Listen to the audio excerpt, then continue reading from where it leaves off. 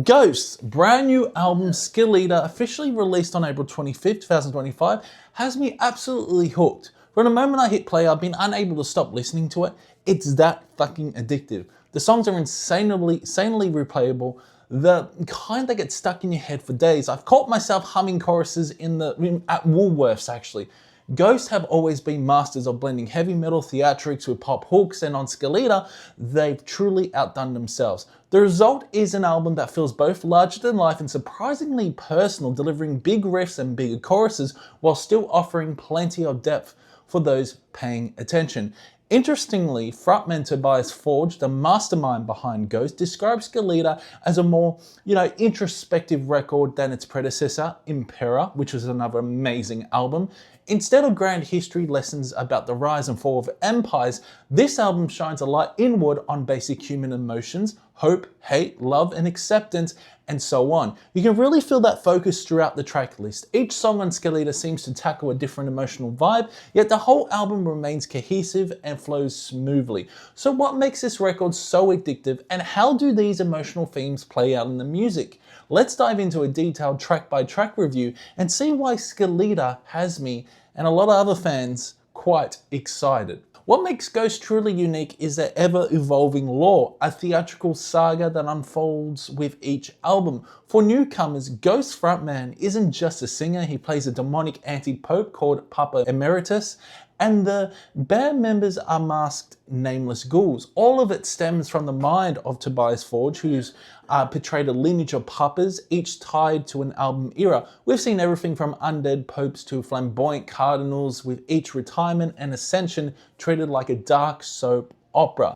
With Skeletá, we're now in the reign of Papa Emeritus V, revealed in early 2025. He's Ghost's most striking figure yet. Half his face is covered by a skeletal mask, the other left human, symbolizing life and death. His outfit is draped in black and royal purple, clawed gloves and all, like a gothic high priest risen from the crypt. The Nameless Ghouls match the vibe: skeleton style suits, glittery accents, and skull half-life masks. Quite really awesome look. This era of Ghosts. And those themes: death, remembrance, inner demons, shadows of the soul. The visual presentation mirrors the music. Tracks like Cenotaph, Te Profundis, and Umbra all tie into Skeletá's central focus on mortality. Even Papa V's symbolic debut in the Satanized video reinforces their narrative shift. Ghost albums aren't just records, they're chapters in a larger gothic opera. Whether they're deep into the lore or just vibing with the song, Skeletá delivers both spectacle and substance. So let's now finally get to the track-by-track review.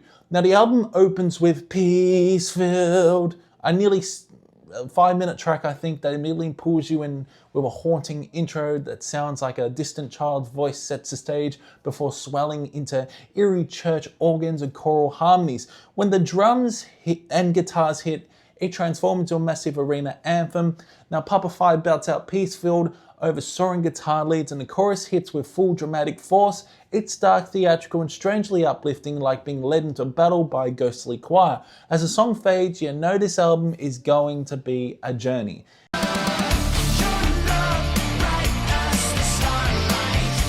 Next up is Lacrima, and it shifts the mood completely. Named after the Latin word for tear, it's a haunting, emotional track that opens with wistful 80s style synths.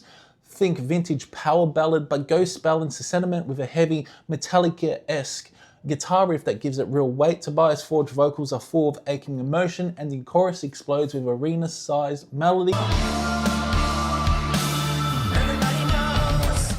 Then comes Satanized, and it's an absolute rush. Despite the dark title, this track is pure fun, fast-paced, riff-heavy, and insanely catchy. The chorus is a total earworm. It'll stuck in your head, and while it leans into Ghost's signature satanic imagery, the real theme is being consumed by love. Papa V sounds unhinged in the verses, like he's fighting off something inside, before the chorus explodes with release, with flashy solos and chant-like backing vocals. It's theatrical, energetic, and one of the most addictive tracks on the album.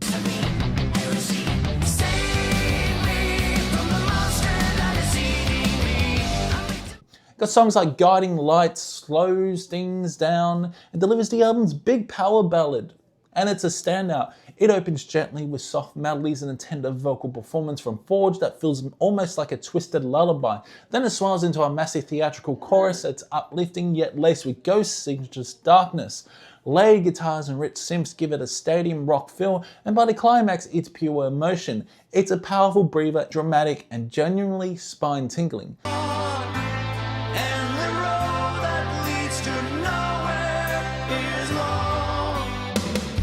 Think of songs like De Profundis Borealis pulls us back into darker territory. Title Laden from the Depths of the North sets in motion, opens a slow creeping groove, and Papa 5 delivers snarled, menacing vocals that echo Ghost's earlier, more sinister sound.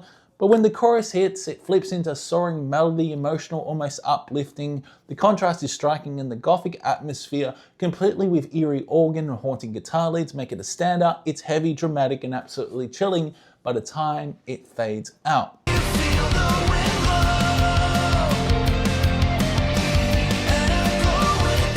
Cenotaph is a real curveball with a title meaning empty tomb, yet expect something somber, but Ghost flips the script. It opens with a creepy John Carpenter-esque synth intro, and suddenly bursts into an upbeat pop rock groove that's oddly joyful for a song about death. Now the verses bounce with energy and the chorus is pure infectious pop, maybe even Ghost's catchiest to date in my opinion. There's a stunning retro synth solo that seals the vibe. It's a playful, unexpected highlight that proves Ghost can make death sound like a dance party, and somehow it works perfectly.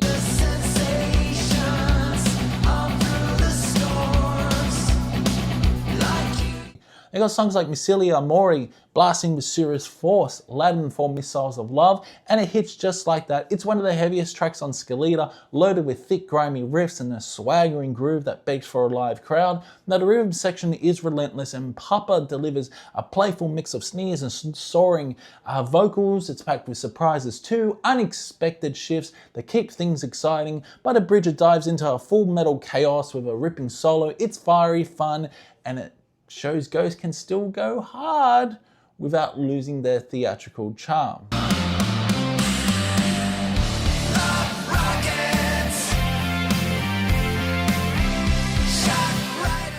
Now we hit Umbra, easily my favorite track on the album. Despite its shadowy name, it's a total fucking banger. Catchy, energetic, impossible to get out of your head. It kicks off with a pulsing synth straight out of an 80s horror flick, then explodes into a punchy hard rock riff, complete with a bit of a cowbell as well, and yes, it absolutely works. Now the verses groove with playful swagger, and the chorus, instant earworm. It's slick, fun, and feels like a lost hit from the 80s, but still unmistakably Ghost. I've replayed this one more than ever. It's fantastic, it's that good.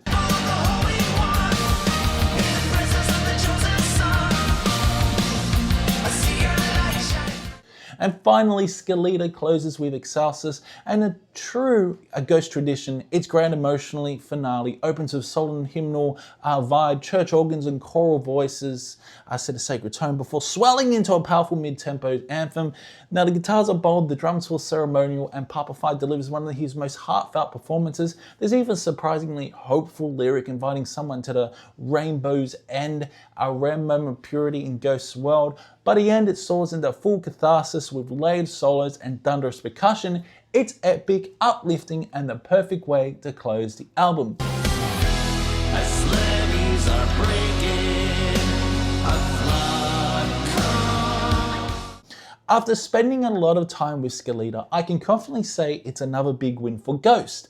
I am giving it a strong 85%, a powerful, addictive record with memorable songwriting, polished production, and a seamless blend of metal edge and pop accessibility. Every track feels purposeful, from the grand opener, Peacefield, to the infectious bounce of Umbra, and the emotional weight of Excelsis. The band isn't afraid to lean into catchy, almost pop-like territory on songs like Cenotaph, which gives this album a huge replay factor. That said, there are a few minor flaws. Some tracks dive deep into the 80s arena rock gloss, which might come off as a bit cheesy for some metal purists. Songs like Guiding Lights or Cenotaph might make you wonder if Ghost's metal card is still intact, but for me, that's part of their charm. Not every song hits the highest peak.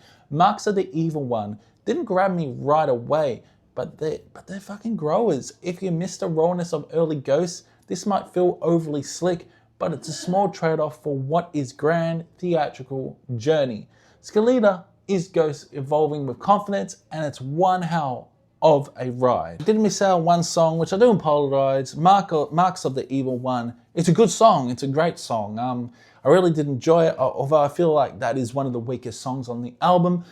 But it's still very good, and that's probably why I didn't mention it, because I mentioned all the songs I absolutely fucking love. But yeah, let me know in the comments below what you thought about this new Ghost album. Do you agree, disagree with my opinion? Keep discussion going in the comment section below, and I'll see you in the next one.